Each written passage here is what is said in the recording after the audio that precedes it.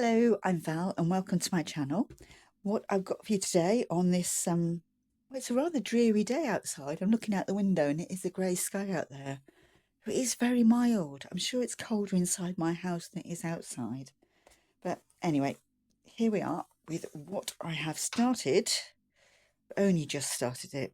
Not that I need another new project to get going with, but this is going to be, I think, my winter project. It's something I'm not in any great hurry to finish, so it will go on for quite a while, I think. And what this is going to be an underwater scene. Not a very realistic one. It's kind of a sort of fantasy underwater scene, and it's inspired by a lady called Annie Claxton, who has a YouTube channel and runs a Facebook group. And she in turn has been inspired by Viviana Molinares. And Annie has started making an underwater scene of her own, inspired by the work of Viviana. And she's been videoing it, and other people have joined in and are making their own scenes, underwater scenes. And I've decided to have a go myself. So Annie has made some templates of creatures, sea creatures that we can use. And there are, what are there? There are fish, lobsters, seahorses, there's an octopus. I think that's all so far. Might be wrong, but I think so. So I began the other night by gathering together various fabrics. I chose lots of blues, and I made this kind of sort of rough patchwork kind of a background. This is roughly about, I think, about 18 inches that way and around 31 that way. Whether that will be the finished size of what I'm making, I don't know. I think this will be a wall hanging.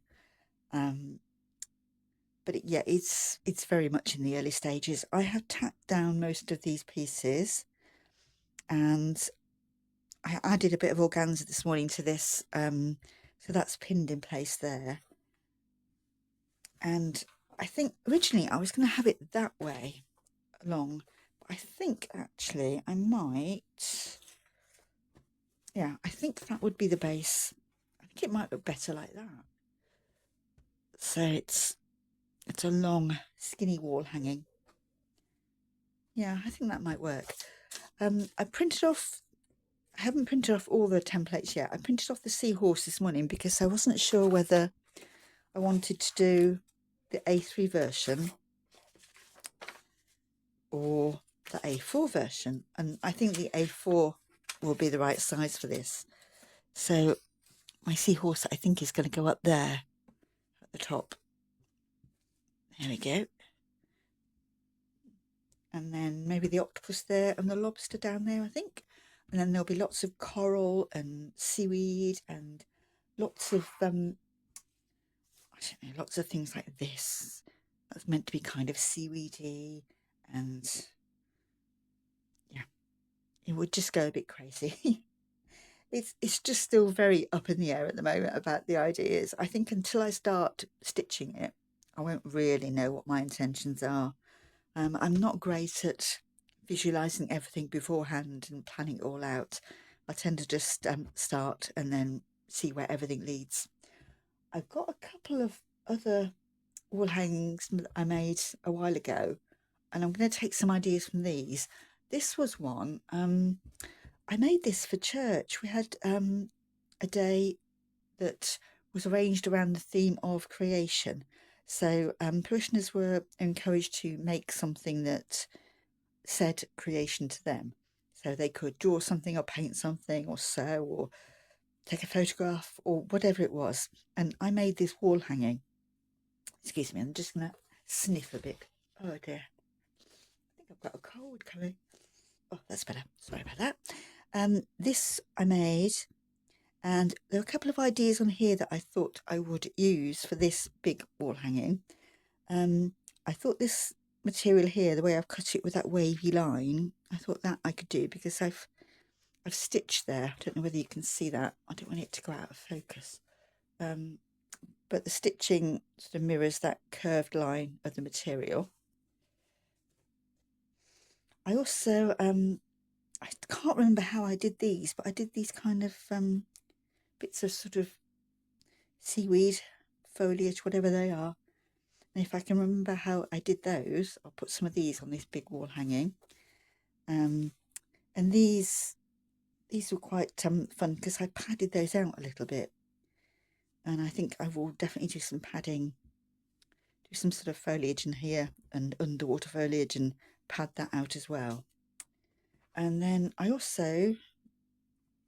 made this a while ago, and this was because I was playing around with painting on fabric and trying out some basic resist effects. I don't think this was wax that I used. I think I used PVA glue because I read that you could use that instead of wax as a kind of DIY batik method.